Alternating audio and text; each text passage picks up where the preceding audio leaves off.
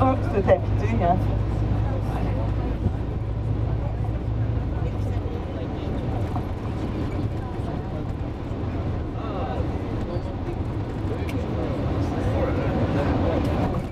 Bon.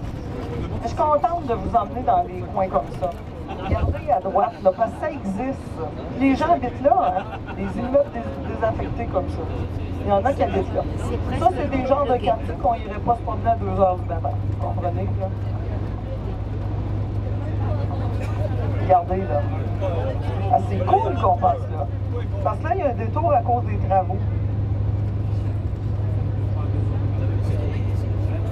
Parce qu'on vous montre toujours du beau, du beau, du beau, du beau, hein, c'est beau, c'est beau, c'est beau.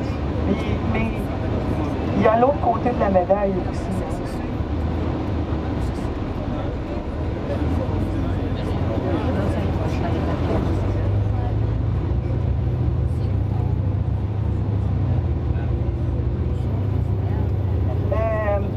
Washington, ce secteur-là, là, il y a eu une période où c'était Washington l'une des villes les plus dangereuses des États-Unis. Aujourd'hui, c'est fini. Aujourd'hui, on a fait le ménage. Ça a été pendant une période. Là. Donc là, Philadelphie, Baltimore, vous voyez, il y a des ghettos, il y a des... Puis les alentours de Washington aussi, à l'extérieur de Washington, il y a des endroits... Vous savez, tout, comme là, nous, on s'en va manger en Virginie. On va manger un restaurant, le Old Country Buffet, population afro-américaine très importante. Dans ce resto-là, c'est une ville qu'on appelle Catonsville. Ça m'est arrivé une fois, on est rentré là, il y avait un monsieur, mais obèse, là, vous savez, les obèses morbides, là. C'est 3 chaises pour s'asseoir. Puis ça, ces buffets-là, c'est des buffets américains où les Américains aiment aller. Parce qu'ils se bourrent la fraise. Hein? Ils mangent, là, sans fin, là. Là, le monsieur... Non, mais c'est bien que vous voyez ça, là. Le monsieur, là, il y avait 3 assiettes épaisses comme ça devant lui. Il y avait 3 coca. Puis là, il y a un monsieur dans mon groupe, il dit, est-ce que je peux le prendre en photo? J'ai dit, ben là, faites ça discrètement quand même, là. Mais... Vous savez, les émissions de télé qu'on voit sur les gros qui font maigrir puis qui deviennent... Bien, c'est là que ça se passe. Dans cette région-là, le Maryland et la Virginie.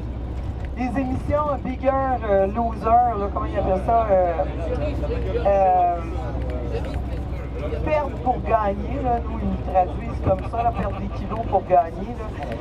C'est qu'ils font venir des gens obèses dans un centre d'entraînement, et puis là, ils s'entraînent incroyable, vous savez ce que je veux dire, là? Et puis à la fin, ils sont beaux, comme ça se peut pas, là, et... Bon, j'aime ça regarder ça, moi je les suis des fois quand je suis capable, là, Et puis c'est dans cette région aussi, je ne sais pas si ça vous dit quelque chose, mais un jeune homme, 27 ans, il pesait dans les 400 quelques livres, ça fait 200 quelques kilos. Ils ont dû ouvrir le mur de la maison pour aller le chercher avec une grue pour le sortir de là parce qu'il avait besoin d'une opération à cœur ouvert. Et puis là, ils l'ont emmené à l'hôpital. Et puis, je suis allée me coucher. Moi, j'ai pas suivi la suite, là, mais bon, c'est dans ces coins-là, la Virginie, Maryland, là, que c'est pour ça que Michelle Obama fait beaucoup de choses. Quand on la voit à la télé, elle parle beaucoup, là, comment on va faire pour aider nos jeunes à mieux manger, comment. Et c'est pour ça l'histoire du potager de la Maison-Blanche. Demain, vous allez voir ça, là, à la Maison-Blanche, ils ont sûrement commencé à faire le potager. Ça doit... Oh oui, c'est sûr que le potager est fait derrière la Maison-Blanche. Et en fait, c'est la façade. Il est là, le potager. C'est la façade. Et ce qu'ils font, c'est qu'ils vont prendre tous les légumes du potager, ils vont faire des paniers, puis ils vont le vendre aux enchères. Donc, ça va être des sénateurs de d'autres États qui vont acheter ça, peut-être un panier de tomates à 20 000 $, 36 000 $ le panier de concombres, pour après remettre des fonds pour des bonnes œuvres. Mais quand vous êtes invité à manger à la Maison-Blanche, ben, les cuisiniers vont chercher les fines herbes et les légumes dans le potager.